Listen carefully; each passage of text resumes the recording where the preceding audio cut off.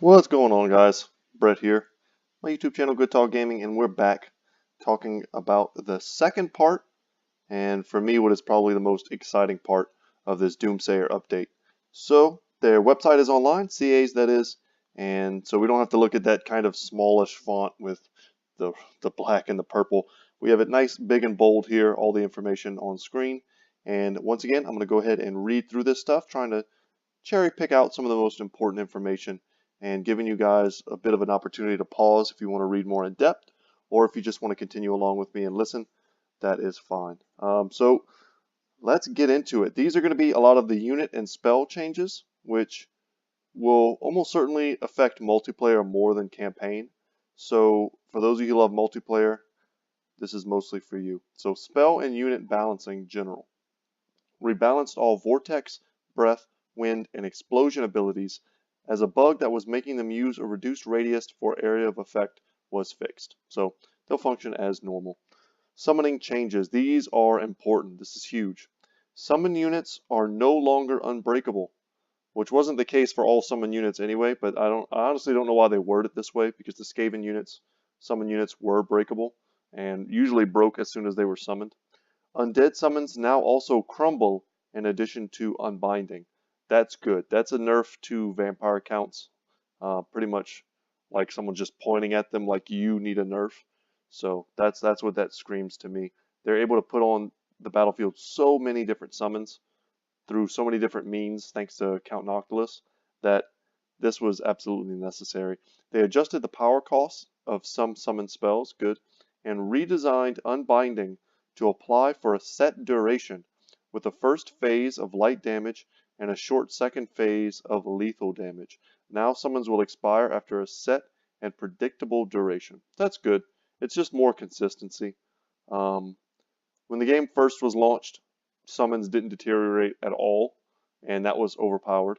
Then they tried to bring them all into the realm of, reliability, but still nerfing them. And I think they were seeing that there were still some balance changes that needed to be done.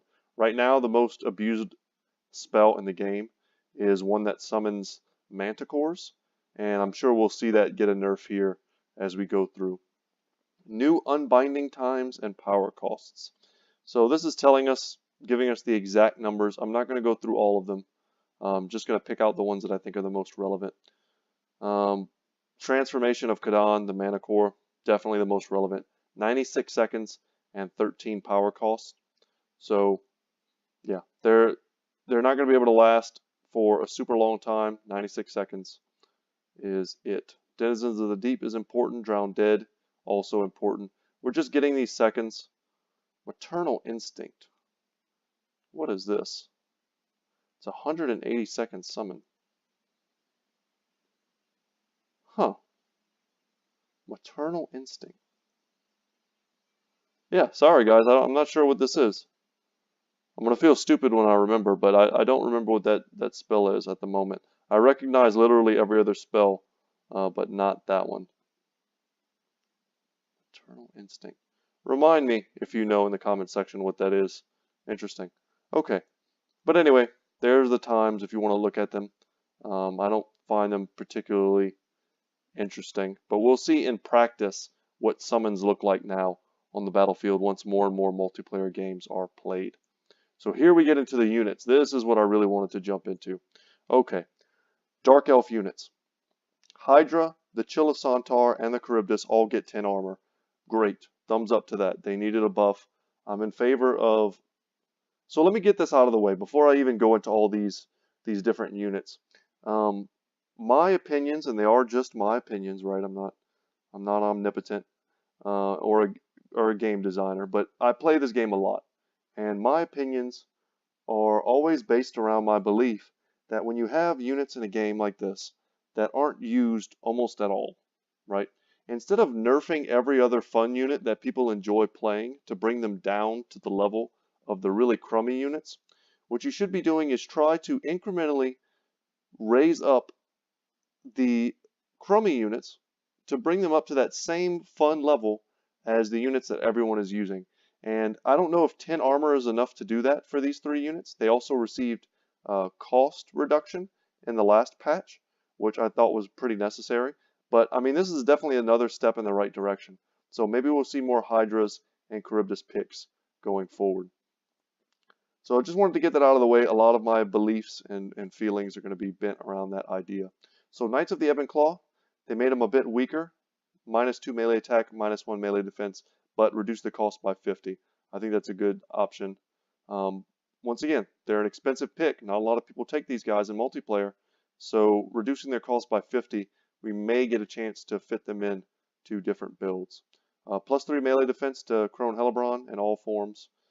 Cold One Knights just get a general debuff across the board. The Cold One Chariots get a debuff of 10 charge bonus, -10 charge bonus, and -2 melee defense. That's not necessary. They're a strong unit, but they're not that strong. This is, for me, once again, this is them just kind of overreacting to a unit performing well, when what they should be trying to do is make every unit perform well, but not exceptional, perhaps. And the Cold One Chariot, to my mind, was not performing exceptionally well, just very well. And I don't see any reason to nerf them at all. Candidate Assassin added Vanguard deployment. That's good. +2 run speed, and projectile now applies poison contact effect. Very cool. So they're a unit that I've actually seen a bit lately in multiplayer play, and they're a unit that I like to bring as well. They have a lot of really cool, unique abilities, but Vanguard deployment and giving them a poison missile attack, those are two very solid buffs that I think will bring them into the multiplayer scene. Bolt Fiends, -50 multiplayer cost, very cool. No one picks them. They're too expensive. Maybe that'll help. And then Black Ark Corsairs, 1 bonus versus infantry. That's basically nothing. Okay. I mean, it's not a lot. Their attack intervals are probably pretty fast, so maybe that adds up to being a decent amount of damage, but probably not. Okay. High Elves here. The Lore Master of Hoeth, they reduced his charge bonus, which, you know, whatever, he's just a dude with a sword. He shouldn't have a huge charge bonus, but a -150 cost. I take this guy in almost every High Elf build that I do. I think he's just such a versatile frontline fighter who anchors your frontline, but also can cast some of the most versatile and cost-effective spells in the game. So the fact that they reduced his cost by 150, I almost feel like that's a mistake. I don't hate it, but this is kind of wild to me. Like if it was 50, I'd be like, okay, cool. They, you know, maybe they know something I don't. 100, and I'm like, wow, that's a pretty strong. But 150, I feel like he's an auto include now. I feel like if you don't take him, you're just like missing out on such an efficient unit. The nobles get a reduction to their charge bonus. So maybe there's just an all across the board reduction to chariots and their charge bonuses. We'll have to see, but this is for the noble. The princess on the moon dragon gets 10 armor. Cool. Elithanar, increased projectile accuracy. That makes sense. He's one of the world's most renowned lethal archers and assassins. +25 AP projectile damage. That's a strong buff. AP means armor piercing, so this number is deceptively small. +7 base projectile damage. Awesome. So he's going to be more lethal from range. Sword Masters of Hoeth get +5 leadership. They'll be basically unbreakable now. They were already nearly unbreakable. They'll fight till they're, you know, at 5% HP. Now I have to imagine they're essentially unbreakable. Moon Dragons get 10 armor. Frostheart Phoenixes, -2 charge bonus, not important. +1 melee attack, not important. But they get +30 AP melee damage and +10 base melee damage. Wow. That seems like a pretty huge buff. I feel like we're going to see a lot of these flying units get these types of armor buffs and monstrous units because of the introduction of some of the heavy ranged AP stuff we're seeing from the Skaven, and some of the big monsters or the Ripperdactyls and things like that, perhaps, from the Lizardmen. They're trying to prevent sort of that power creep. Sun Dragon also gets 10 armor. The Illyrian Reavers get -50 cost. I think that's good. And then Lore Master of Hoeth gets -150 multiplayer cost. So in some of these cost scenarios, I imagine Like I would think this is also in multiplayer, but it doesn't say, it just says cost. Until proven otherwise, I'm going to assume this is just in campaign. If they're going to go through the trouble of putting MP versus not, I would assume this is multiplayer, this is not. And Lore Master, they even wrote it twice. Okay. Empire. Volkmar the Grim on all mounts that aren't the war altar. +5 melee defense. But when he gets on the war altar, he doesn't get that +5 melee defense. But he does get +15 bonus versus infantry, as befitting a chariot, a large chariot running people down. And he gets a -50 multiplayer cost, which is not nothing. I mean, he's an extremely expensive lord when you put him on the war altar with, you know, the majority of his abilities, which you do want. So that'll help bring him back into favor. Hellblaster volley gun, increased accuracy, makes sense. It's a Gatling gun. I mean, it shouldn't be too accurate, but it needed a buff. That might be the way to go. Witch Hunters, I don't know if I like this. Accusation is now a hex. No longer deals direct damage. It was so useful as a direct damage spell, but it instead reduces armor by 30, melee defense by 26, and missile resistance by 22. So they're making them much more like the Assassin of the Skaven, and just that they'll be able to apply a very powerful hex or a debuff to a particular lord, make them very easy to snipe. You take a Witch Hunter, you know, you take Karl Franz on Deathclaw as your duelist, heavy armor piercing, heavy, you know, anti-large bonus, you know, Gal Maraz, and you put that hex on Wulfric, let's say Wulfric the Wanderer, and then you dive in with Karl Franz and you nuke him. You know, that's kind of the 1-2 punch that I see. And it's going to open up a nice multiplayer niche for the Witch Hunters. But I don't know. I kind of liked them how it was, but it kind of doesn't make sense that a Witch Hunter accusing you just straight up does damage. It makes a lot more sense that it kind of just debuffs you, just from like a flavor perspective. Steam Tank gets 2 melee attack, not super important. Greenskins, here we go. Fixed an animation issue that was increasing Wyvern flying melee attack intervals by seconds. That could have made them very strong. I don't know if I ever noticed that. Grimgor gets 400 health. That's a good buff. He is someone that people like to take in multiplayer, but he's not particularly good, sadly. In the last patch, I want to say they increased his mass for like the 2nd time so that he doesn't get thrown around by larger lords. Because in the lore, of course, he's a giant death machine. So it felt bad that he was so kind of squishy. And one of the big things that people would say is Grimgor has less health than the tiny goblin Skarsnik and his pet Squig. And that doesn't make any sense. But it's funny because they're also buffing Skarsnik with 400 health, which means Grimgor still has less health than Skarsnik, which is kind of mind-boggling.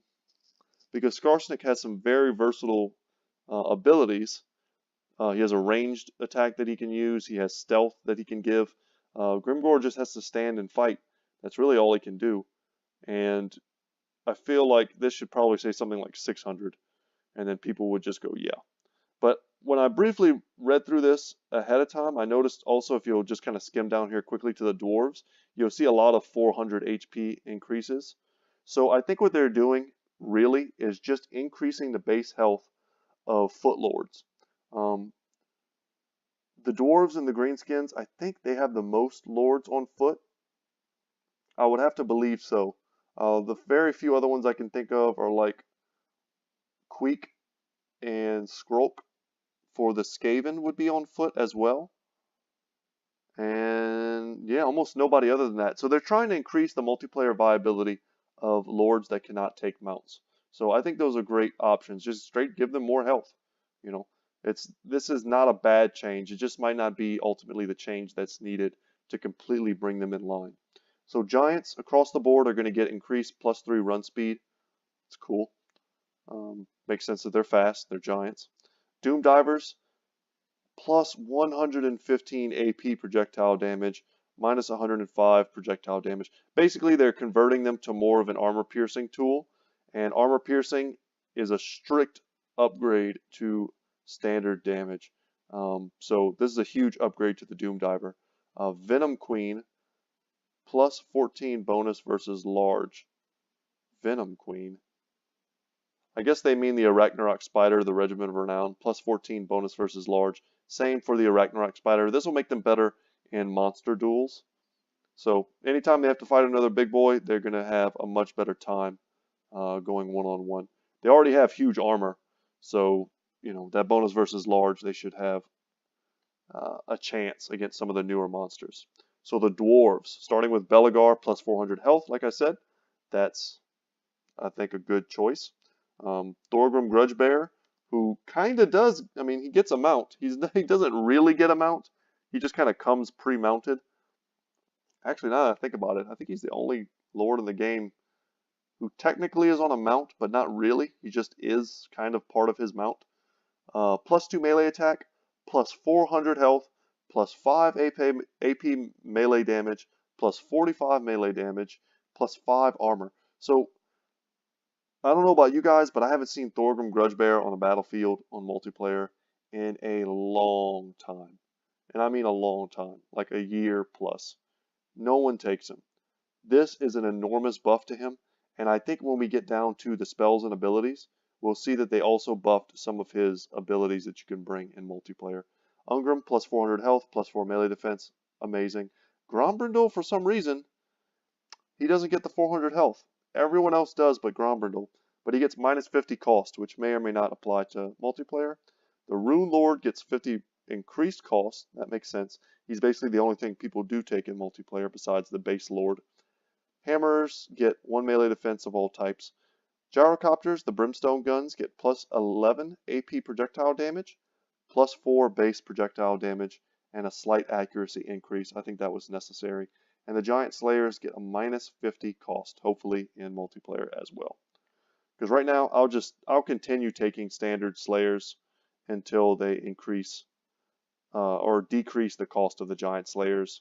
Probably a little bit further than this. I think they could probably have done minus 100, honestly. They're an amazing unit for their cost, but compared to base Slayers at 900, they're just too cost effective. All right, Vampire Coast. Count Noctilus, on foot, he gets minus 10 armor, minus 500 health. I don't know if that was necessary. He's incredibly tanky. I think people respond to that as in he needs a nerf, but he's just as tanky as Vlad, honestly. Except I guess his upside is that he can eventually get really powerful mount. Whereas Vlad is kind of stuck on foot forever. So I feel like both of these weren't needed, and perhaps 500 health is a bit severe. I could see them doing like minus 5 armor, minus 250 health, taking that middle ground, but this is a huge nerf. And then these I don't like at all. The Morngul nerfs. I don't know who in the heck was calling for a nerf to Mornguls. Minus 10 armor, minus 2 melee attack on all variants. I just don't think that was necessary. They never see play. And why nerf them? I just don't get it. Zombie gunnery mobs. Minus health per entity means they'll start dying quicker. Just good. I think that's pretty good, because even when they start crumbling, they still stick around forever and keep shooting. But they get a nerf to their AP as well on the hand cannons. And Lamprey's Revenge get a plus 100 multiplayer cost. Okay, so a nerf to the Lamprey's Revenge. Vampire counts. Okay, Vargeist. Plus 4 charge bonus, plus 10 melee damage. Nice buff. Same thing for the Regiment of Renown. I think they're trying to bring them in line more with the Ripperdactyls. Nobody uses Vargeists, or if they do, they'll use one maybe in multiplayer. You take them with a bunch of Fellbats to kind of absorb damage, and then you try and get some rear charges off with them. They're a strong unit, but they're just very vulnerable to missile fire and getting stuck in combat and slaughtered. So yeah, I think honestly they're just trying to bring them in line with the Ripperdactyls. Karn Wraiths get plus 2 melee attack. The Tithe and Zombies get minus 50 cost, hopefully also in multiplayer, because that would make zombies, I hate to say that would make zombies powerful. It wouldn't make them powerful, but it'll let you bring, really full stacks in multiplayer, which is really scary. You get to that, that point in your build where you've got 15 units and you just got a couple hundred gold left, and you just fill out your entire stack with zombies, and now you've got a nice chaff front line to take a lot of damage for you. And then the Vargulf gets a strict AP melee damage upgrade of 20, and then plus 10 base melee damage. So once again, they're trying to make them in line, I think, with some of the Lizardmen stuff. It's going to give them an option on the ground to kill large dinosaurs. Is basically the first thing that comes to my mind. All right, Tomb Kings. Don't mind if I take a sip of water every now and then, guys. This is a lot of reading and talking. Tomb Kings, Hyro Titan, plus 4 melee attack. Cool. It needs something. I love it. I love all the things it does for casters. And all of its bound abilities. But it still needs a little something. Plus 4 melee attack might not be it, but it's a step in the right direction. Skeleton Chariots get plus 6 charge bonus, but cost 50 less in multiplayer. We might start seeing them. That would be cool. Archer Chariots get the same charge bonus. Katep, minus 50 multiplayer cost for the Casket of Souls. Good. Nekara Warriors, this I like. Minus 50 multiplayer cost. They're the middle tier infantry for the Tomb Kings that very rarely get picked, because either you want to go super cheap with the regular Skeleton Warriors, or you want to go expensive and elite with the Tomb Guard. You almost never go down the middle with the Nekara Warriors, and minus 50 multiplayer cost. You know, you take 3 of them as kind of the core for your front line, and you just saved 150 gold. So the Carrion getting a 50 gold multiplayer cost increase, I don't like that. They're a very cost-effective unit, but I don't think they're abusable. So I don't know why you would add that. Sepulchral Stalkers, plus 3 bonus versus large, good buff.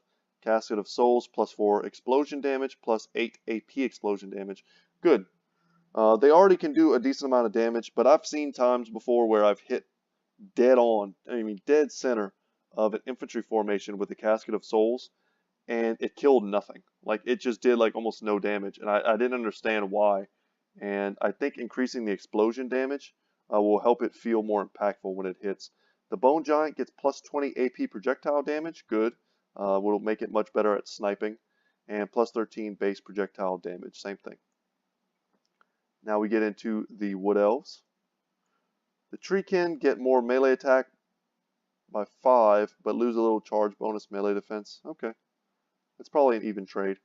Glade Riders get minus 25 cost, that's the basic.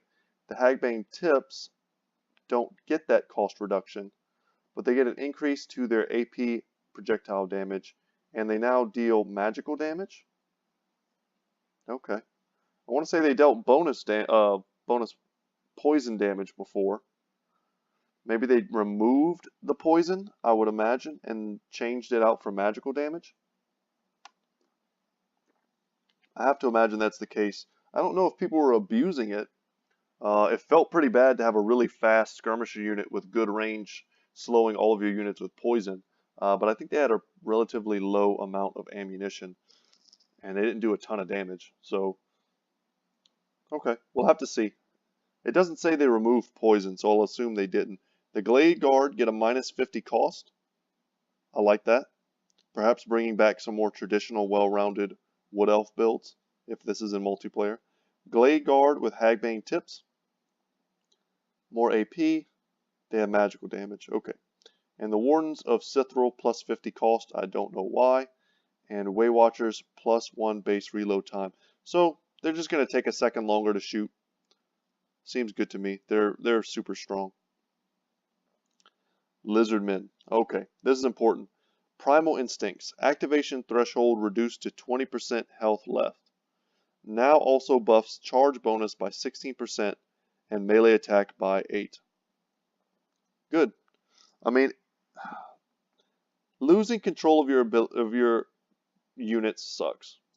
But when they get a buff, and a lot of times they'll already be attacking a target that they want to be attacking, and then to get that buff in that moment, this is almost to me a net positive instead of a net negative. I like it. I like this change a lot. The Horned Ones get a small debuff. Same with all the cavalry here to their melee attack and melee defense. Krokgar on foot gets 136 health. Added charge defense versus large. That makes sense. He's got a big spear. and +8 bonus versus large. So good. He gets +8 bonus versus large when he's on a cold or horned one. Skink Chief on Pterodon now has a stronger drop rocks projectile, increased mass for Pterodon. So they'll be able to get out of battle faster. I think that's the best thing here is the increased mass. They won't be able to get tied down as easily in infantry formations, so you can use them for cycle charging a bit better and more reliably. Pegasus Knights get 3 charge bonus, same for the Royal. Men-at-Arms with polearms, minus 25 MP cost, +1 bonus versus large. You'll probably see more Men-at-Arms with polearms now. They're a solid unit, but most of the time people just opt to go for spearmen with shields, which are much cheaper and almost as good. But for their price, they're just more cost effective. The Beast Slayers of Bastion get +5 bonus versus large. Makes sense, they're an elite halberd unit. And the Companions of Quoneus get minus 100 multiplayer cost. They're going to see a lot more play. They're very expensive, but they are extremely powerful units. And to give them a minus 100 MP cost, that's good. Skaven. Skaven Assassin added Vanguard deployment and now uses Assassin's Trophy instead of Queek's unique trophy head ability, minus 50 cost. Expect to see a lot more Assassins. Vanguard deployment is a powerful ability. I already use Assassins. A lot of people use Assassins. So, and then they also give them a cost reduction is great. Summon Plague Monks correctly. They corrected the entity health to match Plague Monks. Okay, I guess they had a different number before for the summons. Warriors of Chaos. Sigvald gets +5 melee attack. That's strong. He's a duelist. Forsaken get 2 charge bonus. Same for the Demon Spew. Marauder Horse Masters get +2 ammo, while the regular horsemen get -2 ammo. So that's a good way to differentiate them harder while kind of buffing the horse masters to kind of earn that cost. Chaos Spawn of all varieties get +2 melee attack. And the Swords of Chaos, another elite Regiment of Renown unit, getting a -100 multiplayer cost. No one picks them. They were debuffed into the ground. I only use them in builds where I'm trying to have fun, and I just want to look at them because they're an awesome looking unit. But now, -100 multiplayer cost might make them enough to be viable. We'll have to wait and see. That's a pretty serious, I mean, that is serious savings. They'll probably still be too expensive, sadly. Norske, Marauder Horsemasters now use the same melee weapon as Chaos Horsemasters and get the additional ammo. So same thing for them and their horsemen. Armored Skin Wolves, -50 cost. Maws of Savagery, -50 cost. The Feral Mammoth, which people I guess were spamming. I never really saw it. I thought they were well costed. But if this is one of those changes where I'm willing to kind of bow out in terms of my opinion, because I feel like some people were having very negative experiences with Feral Mammoth spam. And if that's the case, then this may be a well-earned cost increase. And the War Mammoth War Shrine, -100 cost. This was necessary. I don't know if I've ever seen anyone besides myself take the War Shrine. It's a cool unit. It has potential for like Death Star Norske builds, but you'll just never see it. Even with a -100 cost, it may still be just too expensive and too niche of a unit. Beastmen got almost no changes. Same thing for Chaos Spawn and the Giants, but the Minotaurs get +2 melee attack. And that's just the basic variant. So, okay. Now we get down into the abilities. Once again, guys, a lot of reading. You know what? I'm going to take a second. I'm going to drink some water right before we get in, because this is a lot of important stuff.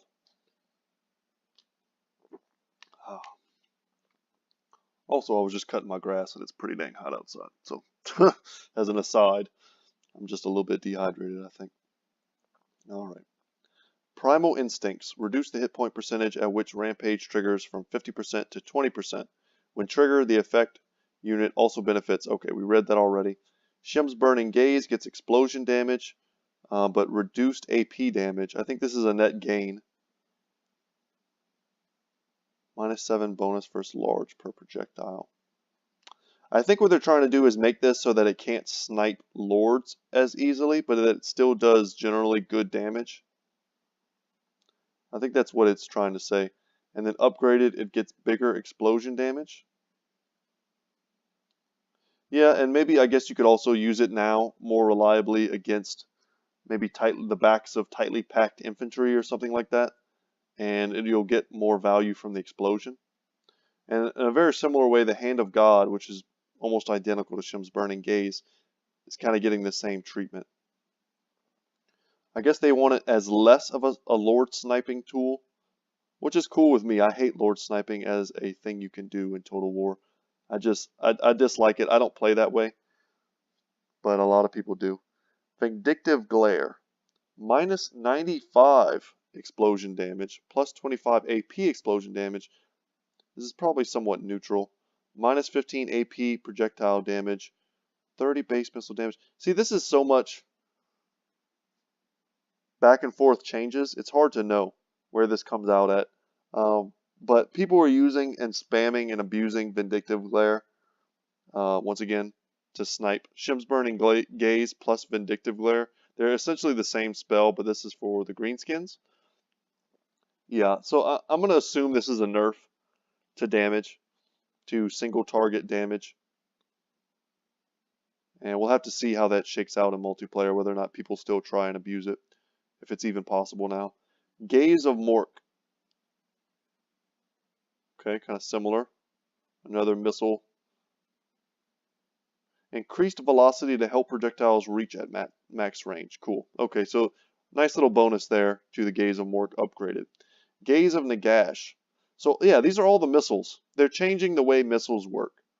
I'm not going to read this one, but it's the same thing. And they changed the power cost for Gaze of Nagash to 15. So this is the undead variant of those other similar spells. Comet of Casadora gets 648 AP projectile damage to the actual comet, not the explosion. So whatever the center mass of the Comet of Casadora hits is going to die. Like, it's going to hit hard. And I think with this upgrade, with this boost in damage, if it even hits a large target, it'll probably still do some serious damage. So let's say you drop this on the back of some Ushabti or something. This should still hurt them instead of not doing anything to them. But we'll have to see. That looks like a pretty big buff. High King. Remove the requirement for targeted units to be above 50% morale.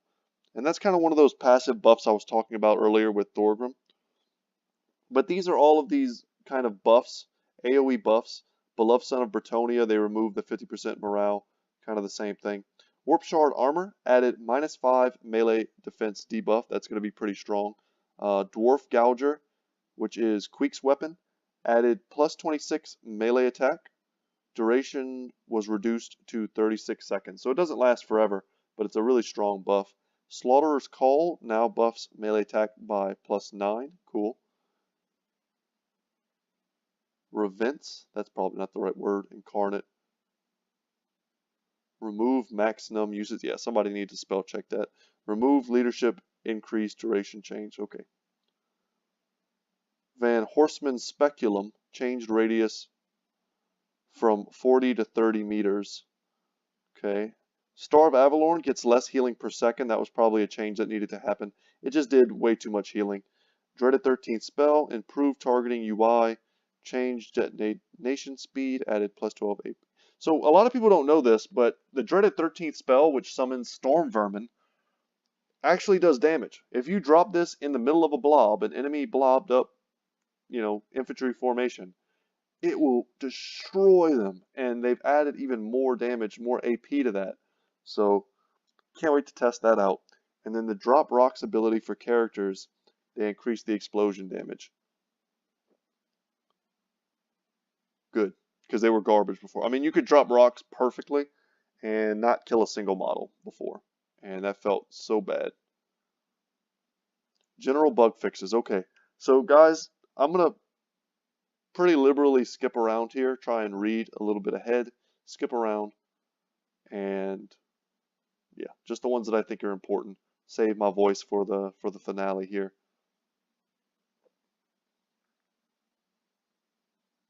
Because a lot of these are just fixes. Feel free to read them yourself.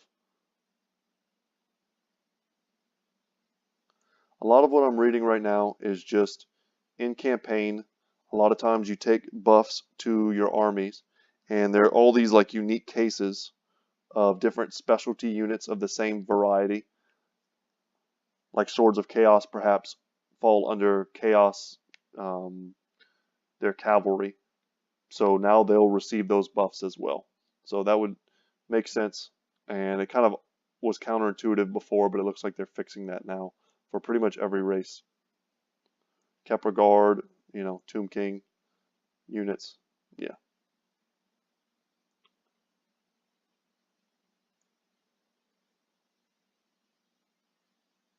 Okay.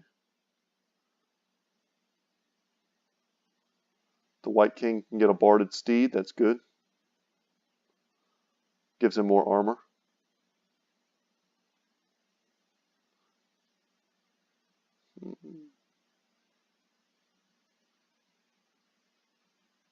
Targeted spells and abilities are no longer canceled when units rout off the battlefield. That might be important to know.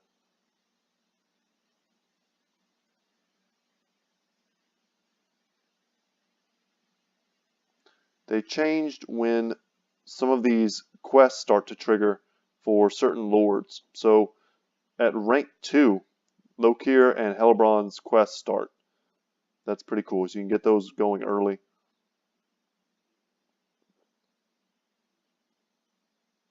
Some visual changes here to things that were always kind of wonky looking, like the Night Goblin fanatics weren't correctly holding on to the chains they were swinging.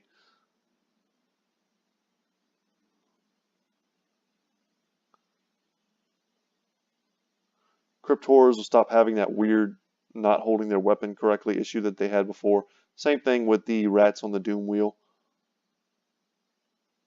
Warlock Engineers now start with the Warp Lightning spell. That's cool. That's good. They probably always should have done that. That's a nice change.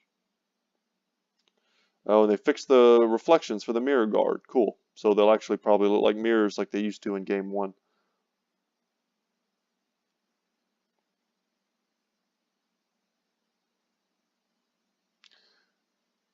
Yeah, the Oath Gold skill giving us more gold. I like that. We talked about that earlier.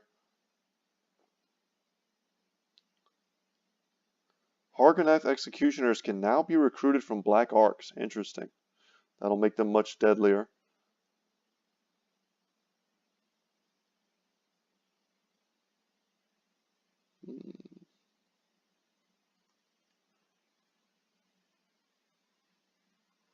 Some units showing incorrect weapons. I can think of a few units right now that use, some of the Beastmen units end up using whips. Some of the Sisters of Slaughter, their weapons are kind of janky. Hopefully they fix that.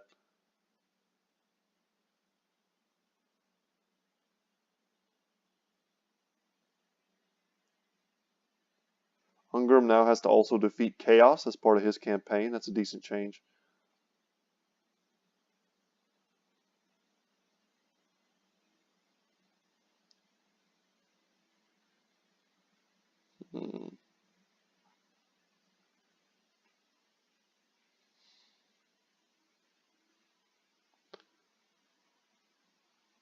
Okay.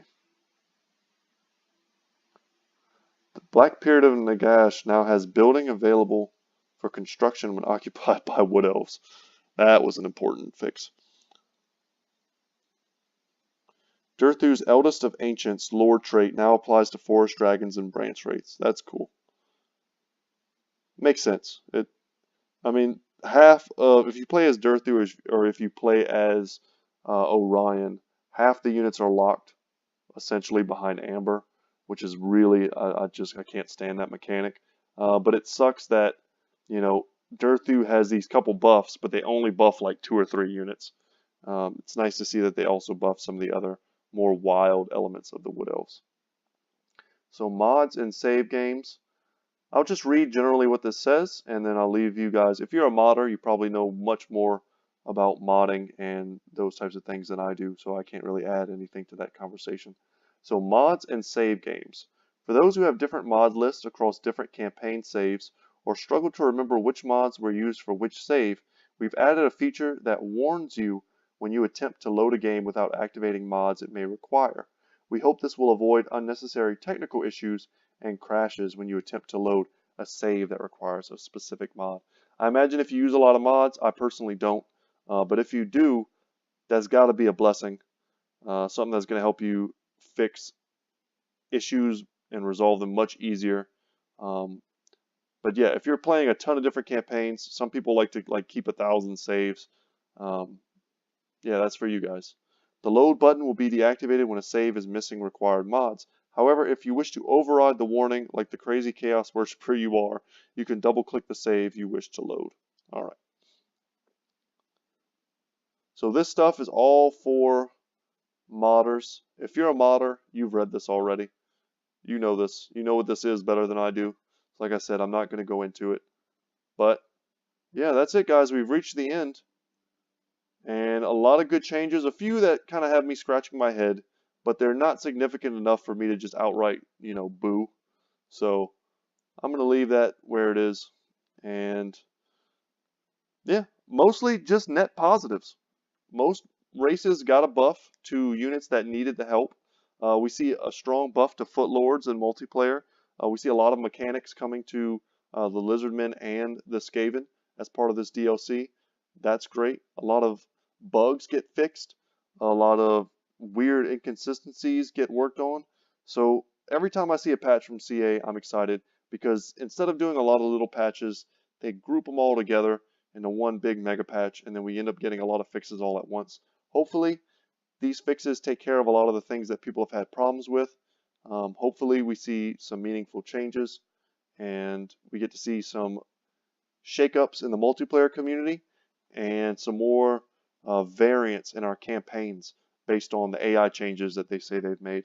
So I'm going to cross my fingers and wait to see. But guys, thank you so much for joining me for this part 2. Once again, my name is Brett. My channel is Good Talk Gaming. I'm a relatively I am a small YouTube channel, but I'm relatively new to YouTube.